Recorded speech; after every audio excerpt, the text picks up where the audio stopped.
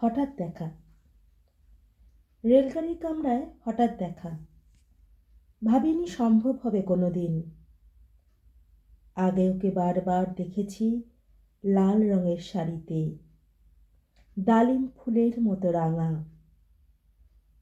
আজ পরেছে কালো রেশমের কাপড়, আঁচল তুলেছে মাথায়, দোলন চাপার মতো চিকন গৌর মুখখানি ঘিরে।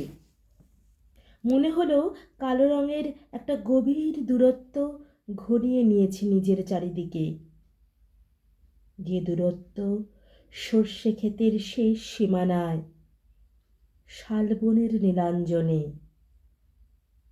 থমকে গেল আমার মনটা। চেনা লোককে দেখলাম অচেনার গাম্ভীর্যে।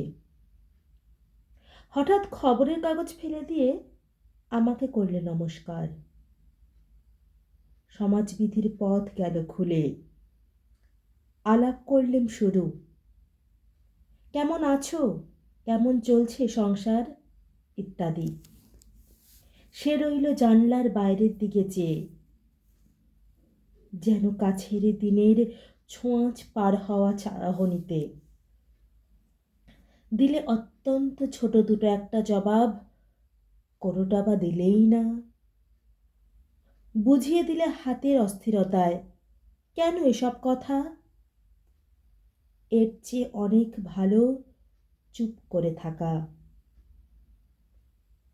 আমি ছিলাম অন্য বেঞ্চিতে ওর সাথীদের সাথে। একসময় আঙুল নেড়ে জানালে কাছে আসতে। মনে হলো কম সাহস নয়। বসলুম ওর এক বেঞ্চিতে।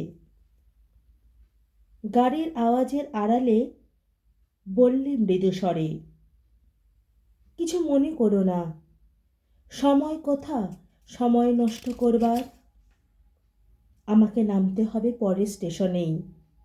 দূরে যাবে তুমি, দেখা হবে না আর কোনো দিনই। তাই যে প্রশ্নটার জবাব এতকাল থেমে আছে, শুনবো তোমার মুখে, সত্য করে বলবে তো। আমি বললাম, বলবো। বাইরের আকাশের দিকে তাকিয়েই শুধুলো, আমাদের গেছে যেদিন একেবারেই কি গেছে, কিছুই কি নেই বাকি। একটুকু রইলেম চুপ করে। তারপর বললেম, রাতের সব তারাই আছে দিনের আলোর গভীরে।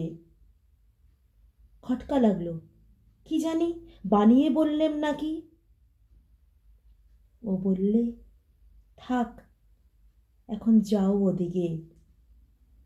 সবাই নেমে গেল পরের স্টেশনে। আমি চললে একা।